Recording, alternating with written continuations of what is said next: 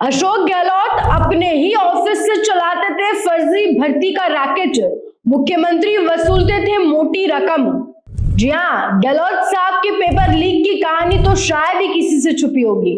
शायद ही पूरे राजस्थान में कोई ऐसा होगा जो गहलोत साहब के उस जादू के बारे में नहीं जानता होगा कि कैसे गहलोत साहब के सभी करीबी जादू से एकदम अचानक आरपीएससी के अधिकारी के पदों पर बैठ गए और कैसे एक साथ राजस्थान में तमाम पेपर लीक हो गए और ऐसे लोग आरएएस बन गए, जादू से बन गए शायद, जिन्हें ठीक से आरपीएससी भी नहीं लिखना आता और ना ही एक पेज का इकरारनामा ठीक से लिख पाते हैं, जैसे कि मुक्ता राव। और अब गहलोत साहब के मंत्री भी खुलकर इस बात का खुलासा करने लगे हैं और बताने लगे हैं कि अशोक गहलोत कैसे फर्जी भर्ती का रैकेट चलाते थे और कैसे उसके बदले में मोटी रकम वसूलते थे और कुछ चंद पैसों के लिए किस तरह गहलोत साहब ने उन मासूम और गरीब बच्चों के सपनों को यूं चुटकियों में आग लगा दी। राजेंद्र सिंह गुड़ा, जो कभी अशोक गहलोत के काफी करीबी मंत्री हुआ करते थे, उन्होंने अशोक गहलोत के सारे काले कच्चे चिट्ठे खोलकर रख दिए।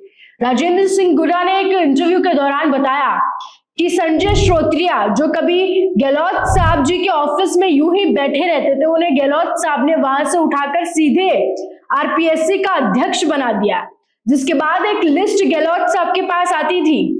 उसमें लिखा उन लोगों का नाम लिखा होता था जो उन्हें मोटी रकम दिया करते थे और गहलोत साहब उसमें से ही चुनकर लोगों को एग्जाम में पास करवा देते थे और बाकी सब रह जाते थे। और ये रहने वाले वही गरीब बच्चे होते थे जो साल भर उस एग्जाम का, उस परीक्षा का इंतजार करते थे। उनके माँ बाप, उनके परिवार वाले उनसे उम्मीद लगाए बैठे होते थे और गहलोत साहब कुछ चंद पैसों के बदले इन सभी बच्चों के सपनों को यूं आग लगा देते थे। मतलब सोचिए आप, गहलोत जी सारा सिस्टम अपने ही ऑफिस में बैठे बैठे चला रहे थे।